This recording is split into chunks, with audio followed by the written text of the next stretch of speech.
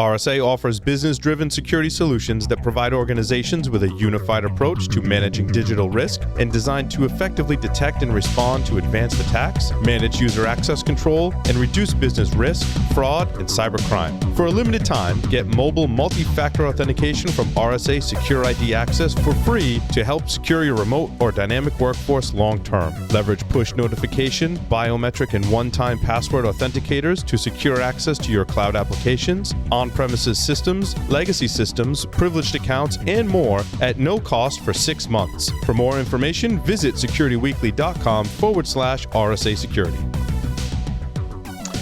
Welcome back to Security and Compliance Weekly, episode 39. We've been talking to Matt Tarr, who's a principal solutions engineer at CyberArk. Been having a fascinating discussion about privileged access management, what CyberArk does with that, some of the challenges, and especially challenges in today's world where so many organizations are finding that most, if not all, of their employees are logging in remotely. So the idea of remote access, privileged remote access, remote administration, all of these things, fascinating discussion we've been having. We're going to shift gears a little bit in the second segment and hopefully talk a little bit about application in terms of compliance. I have PCI questions. I know Scott had a few more questions as well to just add on to what he was asking right before the break. Let me get a few announcements out of the way and we'll get right back into it. First, you can learn how to create and run a conference from some of the geniuses behind Layer 8 Conference and Wild West Hacking Fest on our upcoming webcast. That's on August 19th.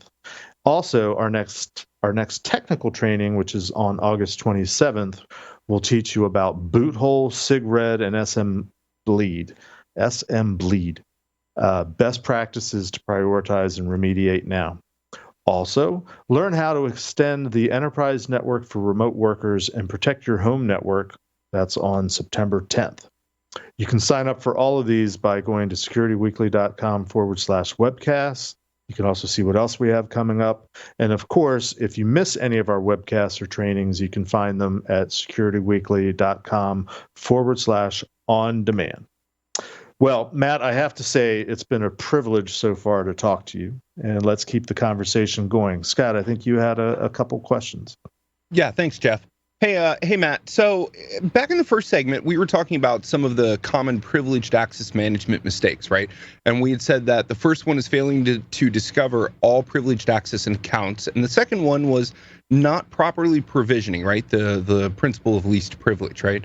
The next two that I want to discuss real quick are failing to deploy multi-factor authentication and becoming overconfident in your PAM, and then I've got a real doozy on the back of these two, right? So CyberArk, does CyberArk deploy multi-factor? So traditionally it hasn't. And the funny thing is that if you watch any demo that I've ever given in the last 5.5, 6 years, or really any of the other solutions engineers on the team, we're always talking about multi-factor being extremely important. One of the controls that you need to put into place almost before you use CyberArk's PAM controls, because if you don't certify the user's identity, what have you really done? That attacker can just follow you into the password repository where you're going to be extracting credentials to be used, and there's really no effective control there. So recently, CyberArk has changed course on this and kind of brought it into the solution offering. So CyberArk does now integrate with really any multi-factor that exists, which is pretty necessary because most organizations have some form of multi-factor available, and many times they'd like to reuse it, but CyberArk now offers multi-factor, right? In some different ways, right? With the adaptive technology, really any secondary factor that you can make available can be used with the technology, and even some passwordless based access. We're starting to hear passwordless, and we think that's a good concept. We think people are bad with passwords. It's just a kind of a fact. Getting passwords further and further away from users is a fantastic idea, right? So if we can go passwordless in that user authentication, we're going to be doing some good things. There's always going to be credentials on the back end. There's always going to be passwords or secrets.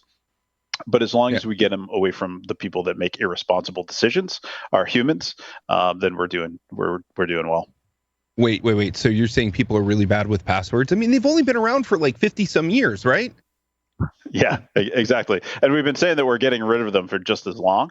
And that's not going to change, right? There's still going to be default passwords on systems. There's still going to be shared accounts, system accounts.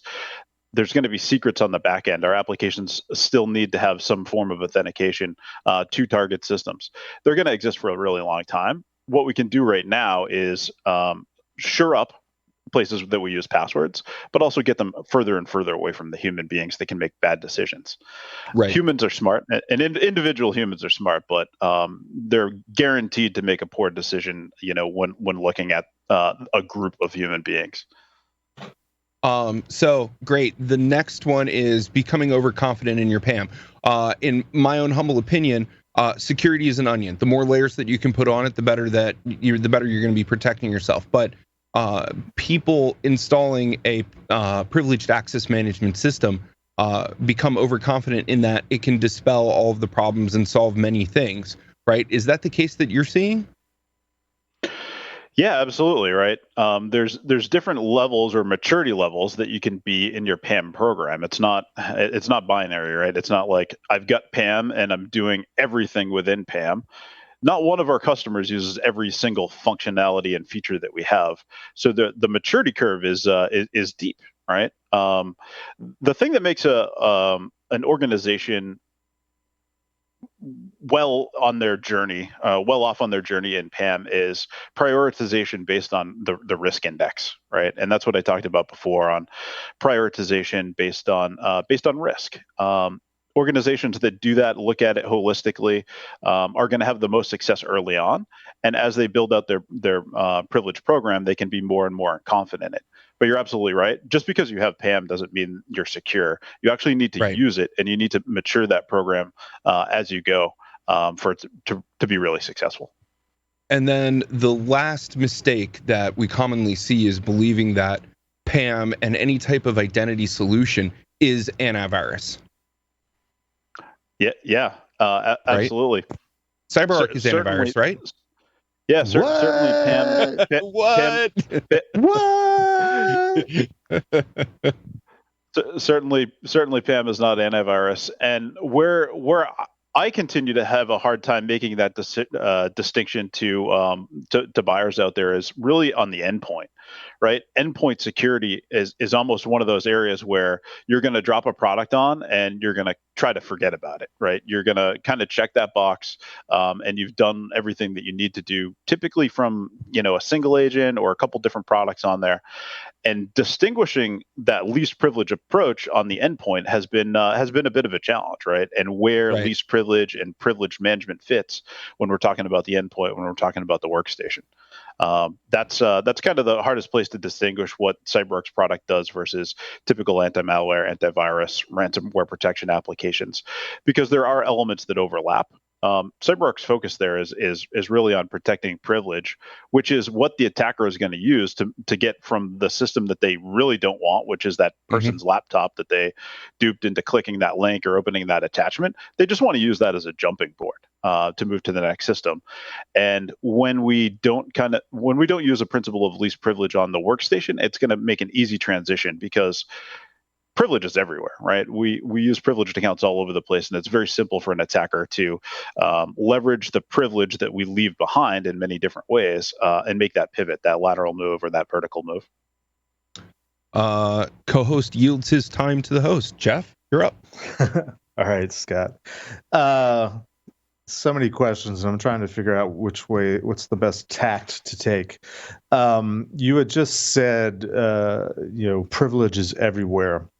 And I want to start with that. I think in the PCI world that I live in, there's one requirement 7, that talks about just giving people least privilege as possible based on what their job description is. Where I've usually seen that enforced is in group policies, Active Directory, that type of thing. A little bit more problematic on the Unix, Linux side of the world, but mileage varies. Can you comment on let's first say, expand on what is it that we're talking about when we're talking about least privilege, and especially in lay terms as much as possible.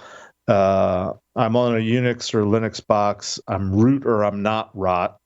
I'm sorry, I can't speak. I'm root or I'm not root. On the Windows side, Active Directory side, I'm domain administrator. I'm local domain. I guess what I'm asking is how many layers are there? How many different ways can you slice it and dice it? How does CyberArk play with or displace the more traditional types of methods that companies, in theory, use to enforce this thing we call least privilege? I threw a lot at you, so I'll let you throw back at me. There's definitely a lot to talk about there, really, even in the scheme of PCI compliance, because there's a lot of things that are kind of pushing and pulling against some of those different requirements and kind of the security best practices. And I think this is where we start to get out of alignment when we look at compliance and we look at security, because some of the regulations in place are pushing you to do it in specific ways or barring you from doing it in specific ways. And I think sometimes those avenues of attack are good directions, right? So I'll kind of back it up a little bit because there was a lot to talk about there. So kind of going back to just the principle of least privilege, right? CyberArk, can tackle the principle of least privilege in a lot of different ways. It's not just one way that we're going to tackle it. On the Windows side, on the Linux side, different ways. Just in the ability to use different accounts that CyberArk is protecting that carry different amounts of privilege with the typical PAM technology. But the idea is that we're reducing the attack surface based on reducing the rights that any identity or account is carrying with it, right? So myself as an employee, I could be an administrator that needs various rights on various systems. Maybe I don't need rights to all those systems, and I only need administrative rights on certain systems. If we prune those systems that I don't need access to, then I've implemented the concept of least privilege. But what I'd recommend, or where I'd kind of make my stand is that's not enough, right? Just because you don't have access to all the systems in an organization doesn't mean that you've successfully implemented least privilege. We need to continue to reduce the attack surface. So back when you were talking about the difference between Linux and Windows and kind of are you root or are you not root, or are you admin or not admin? Linux and Unix carry with it existing technology that kind of allows you to make that distinction. Sudo, and sudoers files give you the ability to run commands as root without yourself being the root user. And this is something that's been a part of the Linux operating system for a long time. It doesn't necessarily translate into an enterprise grade solution. So when we start thinking about role-based access controls and group memberships dictating the rights that a user is going to carry with them, it doesn't really apply that well. And that's kind of the benefit of using the CyberArk solution to fill that gap, is that we can allow you to use groups of systems, overlay groups of users and different groups of rights onto those systems in effective ways, so you can bring in those requirements and PCI and equation when you're not using a typical directory join machine. Let me In the ask Windows you space. Let me ask you a real quick question there. You mentioned grouping users and you mentioned grouping systems. Do you also have the ability to group applications? Absolutely. Or functions? Okay. Yep. Absolutely. And that's an important silly thing, question. right? Because in addition to that, databases. Do you play well with databases? Yeah, absolutely. So really, CyberArk can manage any account out there that's got some remote method of rotating that account. That's the basis of the technology. So whether there's an API method for us to reach out and execute a credential rotation, or it's just an SSH method or other method that we can reach out to that device and execute a password change, CyberArk can integrate with it. Very simple expansion of the integrations that are available, but generally speaking, CyberArk can integrate with any technology out there to be able to manage privileged access to it.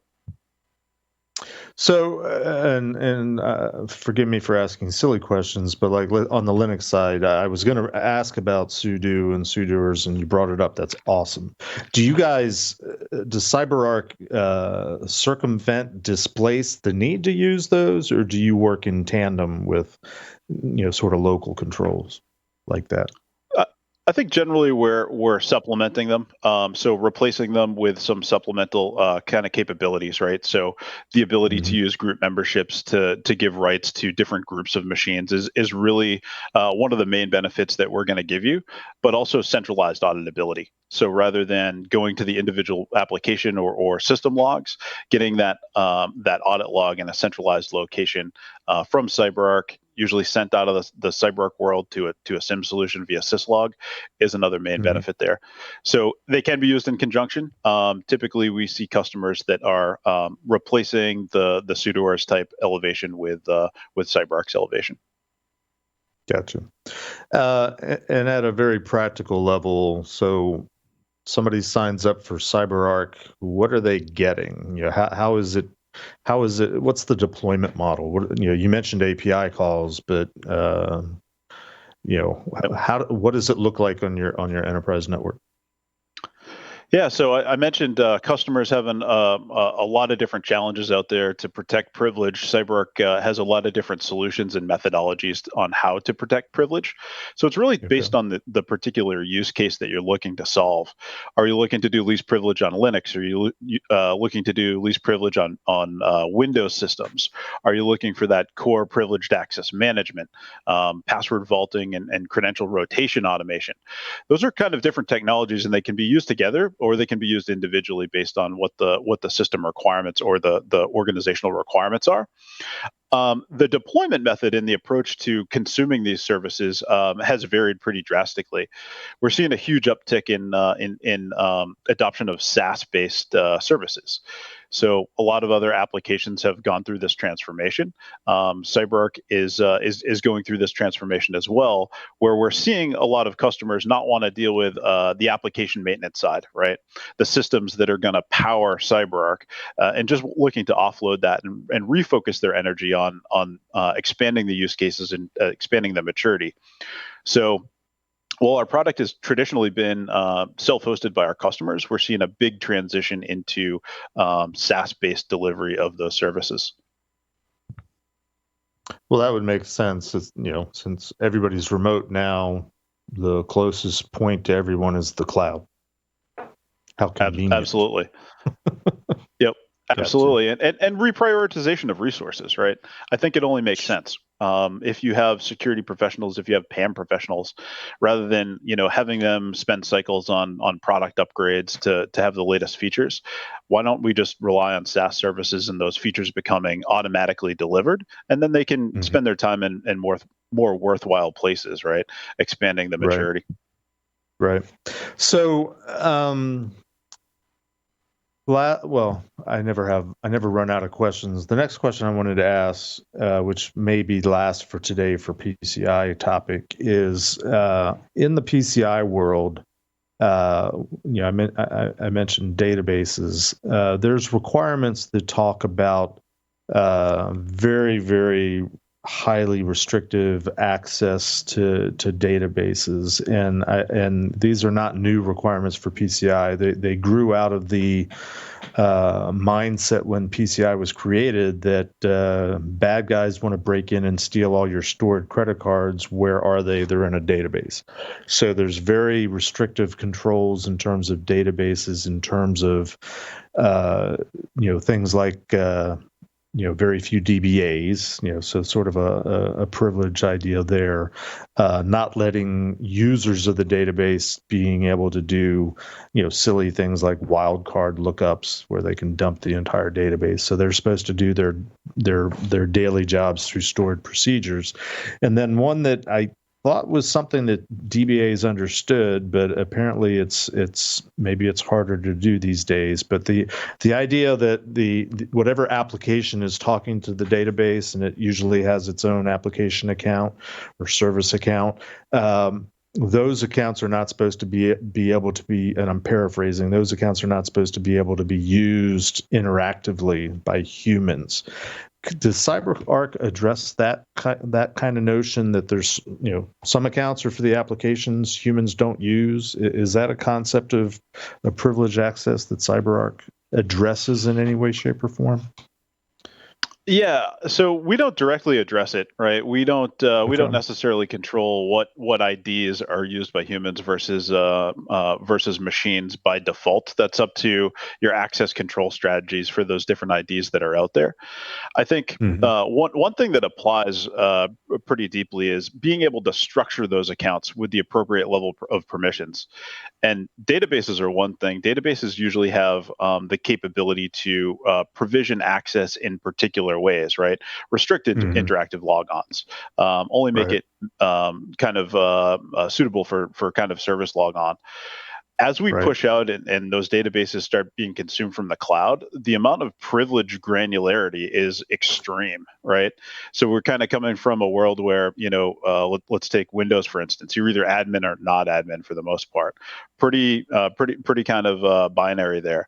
As we push systems into modern architectures and modern consumption methods, the level of permission granularity is wild, right? So having someone understand what permissions an application requires is a huge order, right? It's a tall task.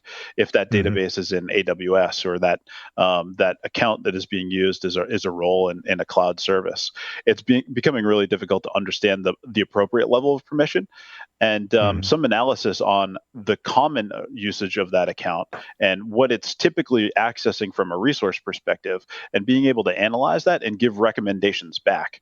So I'm kind of interjecting this into the database administrative use case because I think it applies there, but it expands pretty rapidly as we adopt different architectures for application deployment, and really just being able to understand what level of access an account should have to make that account least privileged to that task at hand. Okay. John, did you have a question for Matt? I did, and I'd like to sort of probe the issue of Active Directory versus lightweight directory access protocol. Now, as most hackers are aware, the keys to the castle are typically in the Active Directory. But then there's the concept of LDAP, and how does that play into what CyberArk does and into your overall security thinking? Yeah, I mean, for both sides, right? It's just a directory for centralized or really single sign-on is how I look at it, right? And that kind of brings some negative aspects as well, because single sign-on is not really security, right? It's more convenience. When we start looking at either directory, whether it's Active Directory or other LDAP compliant directories, it really kind of centralizes the power, right? So particularly in the scheme of least privilege, when you think about how to reduce the amount of privileges on account, when you take an account that is directly tied to the identity of the user, and that account is amassing all the privileges that user or application needs over its entire lifetime, it becomes problematic to me to attempt to reduce the amount of privilege on that single account that's tied to their identity. So I'm kind of bringing this into kind of back into the least privileges conversation, and it applies to Active Directory as well as any LDAP directory, in that you're putting too much power into single accounts. And this is kind of where I would push back against some of the PCI requirements around, having a unique ID for each user, right? And not leveraging shared accounts to do various tasks. If we do the right things, we're going to have an account explosion. All right, if I have a different account for every task that I have, but if I layer all those privileges or all those rights onto a single account, that becomes a very, very dangerous account. And that's whether it's Active Directory or LDAP. I think I think in the Windows world, it's particularly challenging just because the way accounts are used, right? Or accounts are left behind after they're used in the form of hashes, which makes it incredibly dangerous. Convenient, yes. It's why we can log onto our laptops when it's not connected to the domain controller, but it makes it exponentially more dangerous when using accounts day to day. They carry more rights than they should, right? That domain admin logging into a laptop because that's part of their job responsibility as well. So If I didn't know I if could you were follow up throwing on that, Go ahead, John. Sorry. a lot of people, particularly lay people, think of biometric security, perhaps a way that you can hold your hand up and it'll read your fingerprints, as being sort of the panacea or the be-all end-all or the holy grail of security, because obviously you can't chop somebody's hand off. How is biometric security right now, and where is that playing a role today and in the next several years, in your view? Yeah. It's certainly convenient, right? I love biometric authentication for the apps on my phone. It's really convenient to be able to use. It's really important for us in being able to tie the individual to the activity, right? So when we're looking at things like third-party or vendor access, many times we can't really truly identify who the human individual is at the end of that activity, right? We pass a vendor a username and password, and very typically they're going to pass it on to the next person on shift. It's really difficult to kind of get that one-to-one correlation behind the activity to the human user. Biometrics can solve that, right? Biometrics is fantastic to be able to do that human identification piece. The difficulty is, right, the inability to rotate my fingerprint, right? I can't change my fingerprint if that information is compromised. So it does bring with it some challenges. There's definitely some interesting solutions in how to accomplish that, keeping that biometric information away from the authentication source and more tied directly to the user's device, like you do in a phone, can kind of get around that, but the scary element there is what we've been doing for passwords for a really long time is rotating them on a regular basis, right? There's no way that you're going to rotate your retina or your fingerprint or whatever other biometric identifier that you have without some major surgery. I wanted to clarify something that you said earlier in response to John, where you said you had problems with PCI, and I thought you were throwing the gloves off. So are you saying that you do or don't like that PCI requires unique accounts? Well, and basically PCI in theory prohibits the use of shared accounts or generic accounts. And you're saying that's not a good thing? I think from a baseline level, right, which is what we're talking about when we're talking about compliance and regulation compliance. From a baseline level, it's a good idea, right? Having individual users with individual IDs to be able to perform their work. But I think it leaves some things to be desired, right? There's accounts that are out there that are shared, right? They carry less privilege and they're more attractive in some ways to me to reduce risk. Kind of going back to the root account or the built-in administrator account versus me using an account that carries all the privilege that I'll ever need to do the course of, through the course of my tenure, what I need to do as an administrator, versus using an account that has privileges on a very specific machine or system and is already there. Right. So it's not allowing you to take advantage of accounts that are already there because you need to be unique. And if we got to the same level of granularity, we'd have way more privileged accounts. And more privileged accounts is more attack surface. So it's a little bit of a catch-22. The direction that we or the direction of that mandate is really just audit, right? We need to be able to understand which humans did what inside the environment and be able to audit that. If you have a solution that can carry that audit with the use of shared IDs, then I think it makes sense to use them in strategic ways. But that's kind of I believe where security and compliance can differ, right? In generalizing. Yeah, you need to understand who did what, but can you do it in some different ways other than everybody using a unique ID? Yeah.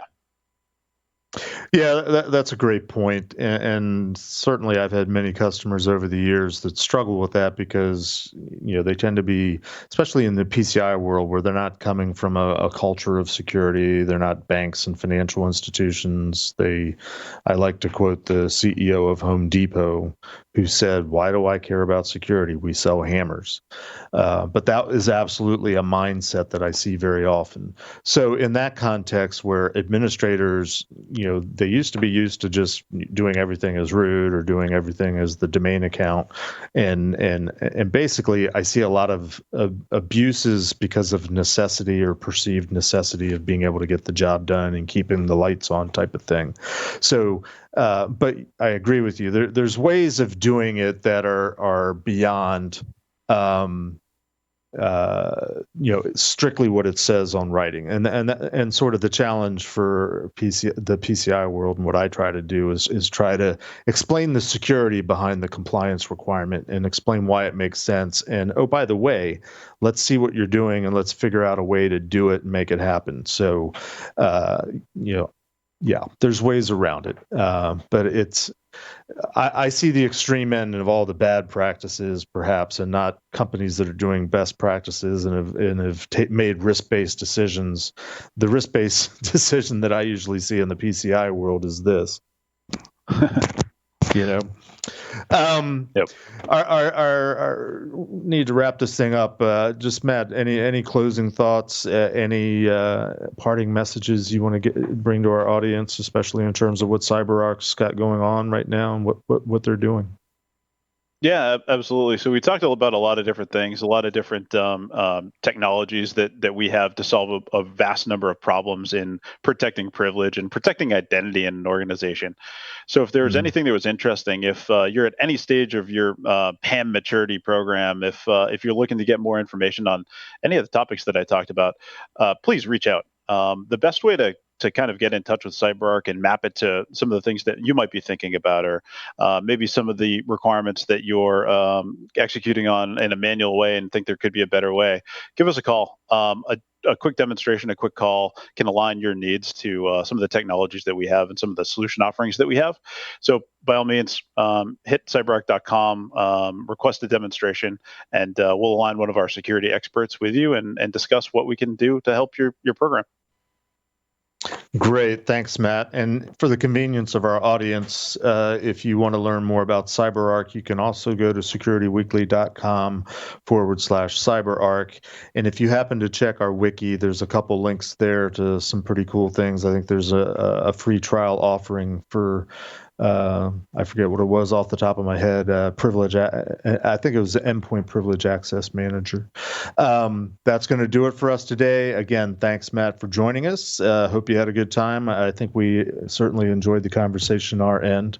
Until next time, stay safe, stay secure, stay compliant.